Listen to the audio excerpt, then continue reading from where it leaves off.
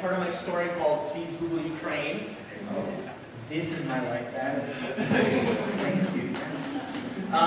And before I start, I just want to take a moment to thank the Prelude Festival for existing. This is a terrific celebration in New York, and I hope you all get to see tons and tons of really good theater this weekend at the festival. So, long live Prelude Festival. Now, my name is Artem. Here we go. My thumbs are not as strong as they used to be. There we go. Artem. My name is Artem, so people say Artem, Artem. Either is fine. But before we get going, I would just really love to hear if you all have a preference. So can I see a show of hands for who likes Artem?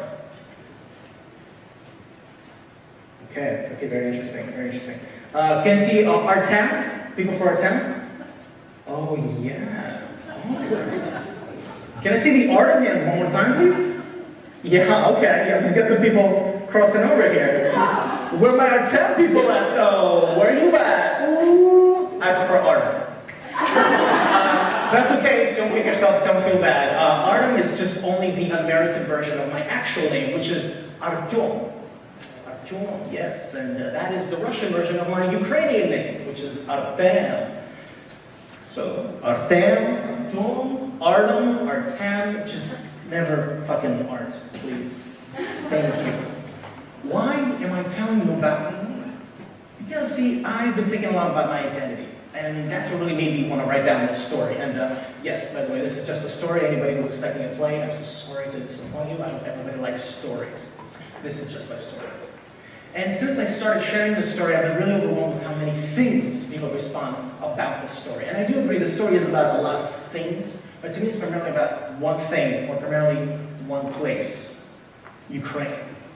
Now, all of you incredibly gorgeous human beings sitting here right now at the PRELUDE 2018 festival, which is happening at the CUNY Graduate Center, which is located in the one and only city that never sleeps, New York City, which is inside the United States of America. What is your relationship to Ukraine is probably a question you don't really ask yourself very often.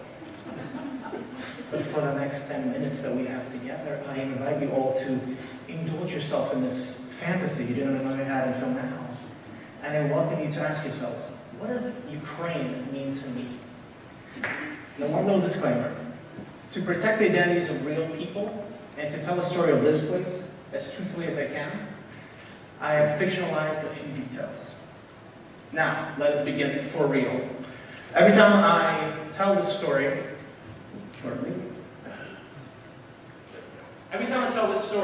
I start the same exact way because this story has a very classic beginning. We begin on the banks of a river. The time is the late afternoon, it's about an hour before dinner, and it's not around now, but about an hour. And today, this day, is Thanksgiving. I'm sitting on a bench on a bridge overlooking a huge river. Pine trees pierce the skies along the banks, and birches crowd the beaches, and somewhere in the distance, a solitary, melancholy willow tree is dipping its mane ever so gently into the water. This is the Dnieper River, and the Dnieper River runs through the middle of a town called Kyiv, which happens to be the capital of a country called Ukraine. And right there, you can watch the Dnieper River cut the country right down the middle. From the Black Sea, you can watch the Dnieper River run up the middle, and it goes right through our neighbor to the north, Belarus, and then it keeps going further on still to the westernmost parts of Russia. Now, as I'm sitting here overlooking the Dnieper River, I'm reading a text message on my cell phone. The year is 2014. Oh, by the way, if you'd like to see pictures of the Dnieper River, or Kyiv, or Ukraine, or any of the things that I'm talking about today, I strongly recommend you Google it. Please Google Ukraine. I can only tell you the basics. I was born in 1985, when at the time Kyiv was the capital of the Soviet Socialist Republic of Ukraine, which is part of the Union of Soviet Socialist Republics, better known as the USSR. By the time I turned 6, the USSR falls apart, Ukraine becomes an independent nation. When I'm 10 years old, my family finds out that we have won a green card lottery to come to the United States of America. And shortly after I turned 11, just a week after I turned 11, my father, my sister, my mother, and I all together emigrated to the United States. We arrived and we settled in New Jersey. So now, almost 20 years later, I'm back in Kiev, I'm back in Ukraine, and I'm overlooking the Dnieper River, and I'm reading a text message from my mother. Now, just from where I'm sitting to overlooking the Dnieper River, just 2 miles away, is the central plaza of town called Maidan Nezalezhnosti, or Independence Square. It's this vast, wide open area that reminds me of Red Army Plaza down in Brooklyn, but it's got the distinct feel and noisiness of Times Square. Now, right here, in the Maidan, over the winter of 2013 into the winter of 2014, what started out as peaceful pro-European Union demonstrations turned into riots when private police and regular police brutally beat, fired upon, and murdered peaceful civilians right in the streets.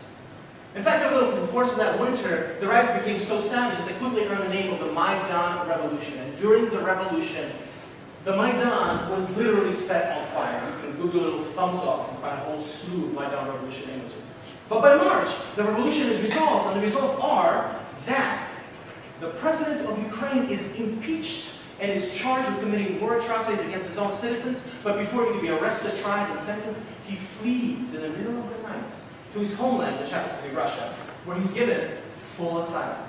Now, just around the time that Maidan is wrapping up, Russia pops up again and annexes the autonomous region of Crimea.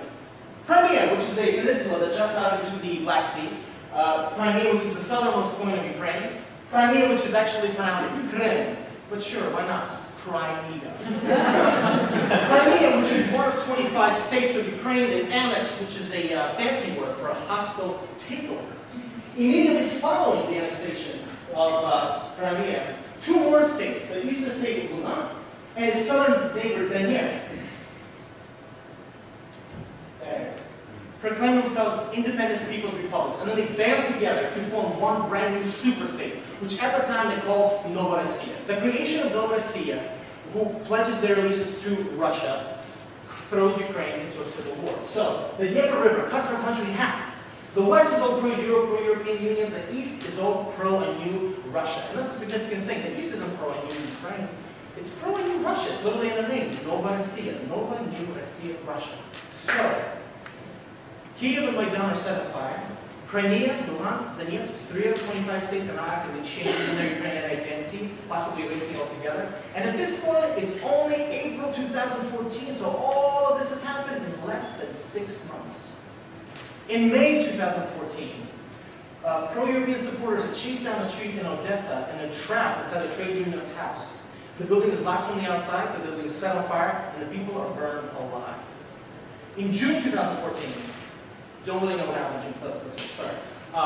In July 2014, my uncle is forced to leave his home in the Donetsk state, and he ends up fleeing the country altogether, leaving behind a place where he was born, where he grew up, where he raised a family, where he served as a civil worker for over 40 years, and to add insult to injury, just a week after he flees his home, his entire town is bombed out by air raids when the Ukrainian army tries to drive out the invading Novorossiya troops. And then on August 3rd, 2014, my 29th birthday, my brilliant and beautiful mother sends me a text message. And this text message reads, "Now there is no home for us anywhere." Just out of the blue, just, hey, you should know. She's telling me with this text message that after almost 20 years in the States, the U.S. is still not her home, but now neither is Ukraine. But she doesn't say there's no home for her. She says us. Now there's no home for us anywhere. Would you all like to see what Maidan looked like after the revolution?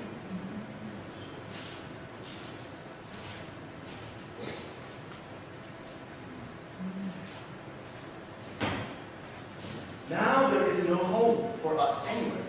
I keep reading this text message over and over and over and over again, until finally, when I get ready for work that year, on Thanksgiving holiday, I go back to Kiev to see my birthplace for myself. So now that I'm back in Ukraine, I'm back in Kiev, and I'm overlooking the Dnieper River, I realize that I've come all of this way to say goodbye to Ukraine. Ukraine has become an absentee parent. The kind that pops out once in a while, tries to remind you where you're from, and then it bothers my mother. Ukraine stresses my mother out. Ukraine makes my mother text me crazy things in the middle of the night, but now there's no home for us anywhere. So I'm here on behalf of my family now to say goodbye to Ukraine before it changes to become something we don't recognize anymore. I'm here right now in 2014 to say goodbye, just in case, let's say in 10 years, Ukraine as a country disappears. And I get a tap on my shoulder. It's Simone. Simone is 16 years old. Simone goes to high school in Cambridge, Massachusetts. She's about this tall, and she has kind of like a lean, hungry look about her that makes me very uncomfortable. She also has this fame of jet-black hair that just seems to just like fall out the back of her skull. And her eyes are also jet black. Her eyes are that special shade of soulless, I'm only happy when it rains, tint of teenager. Just pure darkness. Simone is my wife's youngest sister. And ever since my wife and I got together, Simone has always been there. Her and I talk all the time. She really looks up to me. I kind of adopt her as my niece. None of which explains, what are you doing here, Simone? She says, I haven't eaten in 24 hours. What? Simone is on a study abroad high school scholarship to Prague, because Cambridge, Massachusetts got it like that. And for the last 20 hours, she has been traveling from Prague to Kiev with a fake ID to catch up to me. She's skipping Thanksgiving back in the States, just to surprise me. And she's tracked me down thanks to Instagram. Why? She says, because I want to record your journey. Oh, would you like to Instagram the Ukrainian Civil War, Simone? No, she says. I want to make a real journalistic record of your journey. What the fuck are you talking about? Ew, Artem language. Oh, I just want to take pictures. Jeez. You are going home. And I've got my cell phone in my hand, right? But someone snatches it out of my hand. And then she jumps back what seems like 10 feet in a single leap. And then she winds up and she throws my phone into the Dnieper River. What the fuck, Simone? And as if to answer my question, Simone now produces her cell phone. And she winds up and she throws that into the Dnieper River. Do you have another cell phone, Simone? No. Wow, Simone, you are truly blowing this for me right now. No, she says, no, no, she says, let's do this together. No, that is a crazy idea, Simone. You have to go home right now. She says, no, I don't. I say, yes, you do. And I grab her by the hand, but she pulls away and she punches me in the chest. Now, Simone does have a camera with her to take pictures. It's one of the old school, like 70s cameras that she borrowed from her photography class. And this whole thing has got like a steel body. It's just a brick of metal. And she now brings this brick above her head like a boulder she's going to smash her fucking skull into. I'm like, oh, hey, Simone, what are you doing? This is when a cargo van pulls up and two men jump out. They're very fast. One of them grabs me by the arms while the other one punches me very hard in the balls. And I collapse. A third man, the driver, jumps out and in one scooping motion he picks up Simone and he throws her inside the van. I hear her hit the inside of the van. I hear her start crying. And now I'm tossed inside the van after her. My face hits the floor of the van. I hear my skull crunch. The doors close, the van pulls away, and we have no cell phones. So this is how I spent my Thanksgiving in 2014. I'm going to pause there.